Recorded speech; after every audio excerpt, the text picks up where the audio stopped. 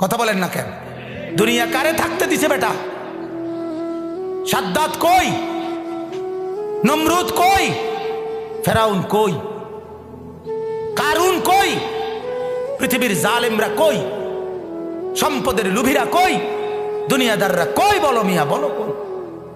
কেউ টিকছে দুনিয়া? কেউ টিকছে? আমরা কিতাবে পড়ছি ভারতের দিল্লির এক বাদশাহ ছিল শের শাহ। শের শাহ 40 বছর একটানা যুদ্ধ করছে এই রাজত্বের জন্য, দিল্লির রাজত্বের জন্য। ওনার বয়স যখন 65, তখন উনি দিল্লির বাদশাহী পুরা পাইছে। সেদিন পাওয়ার পরে একদিন আফসুস করে বলতেছে, হায় দুনিয়া, তুই আমারে যখন ধরা দিলি তখন আমার কবরে যাওয়ার সময় হয়ে গেল। মানে আজ 40 বছর মেহনত কইরা দুনিয়া যখন বাদশাহী নিলাম, তখন আমার কি শুরু হয়ে গেল? কবরে যাওয়ার টাইম। দুর্বল হয়ে গেলাম তখন। দুনিয়া মনি, দুনিয়া বড় ধোকা দেয়।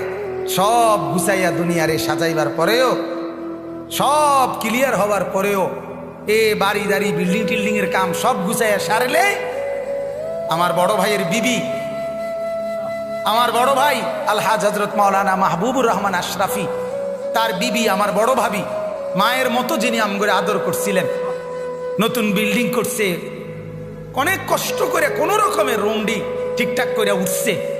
এরপরে আপনার বুধবার দিন নতুন ঘরের বাজার করছে, চাল ডাল তেল সব কিনা, চালগুলো সব ড্রামের মধ্যে পড়ছে, তরকারি ফ্রিজে কুইটা রাখছে। বৃহস্পতিবার দিন স্ট্রোক করছে, শুক্রবার দিন জুমার নামাজের সময় কবরে চলে গেছে।